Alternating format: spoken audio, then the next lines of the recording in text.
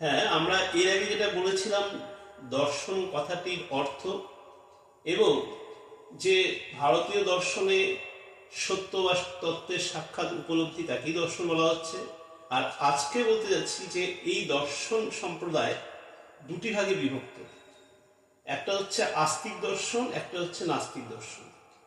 যারা বেদ বিশ্বাস করে তাদের আস্তিক দর্শন বলা হয়, আর যারা বেদ বিশ্বাস করে না তাদের নাস্তিক দর্শন বলা হয়। তা কারা কারা বেদ বিশ্বাস করে আর কারা কারা বেদ বিশ্বাস করে না এই বিষয়ে একটু আলোচনা করি। যে চারবাক, বৌদ্ধ, জৈন এই তিনটি দর্শন সম্প্রদায় হচ্ছে এরা বেদ বিশ্বাস করে না, এক কথায় এরা হচ্ছে নাস্তিক দর্শন।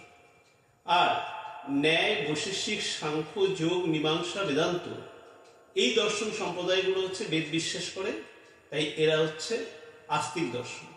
এদের একত্রে হচ্ছে ষড়দর্শন বলা হয়। তাই ভারতীয় দর্শনে এই ষড়দর্শন বলা হয় কাদের? ন্যায়, বৈশেষিক, সাংখ্য, যোগ, মীমাংসা, বেদান্ত। তাই দেখা যাচ্ছে যে ভারতীয় দর্শন সম্প্রদায় সর্বমোট হচ্ছে 9টি দর্শন সম্প্রদায়।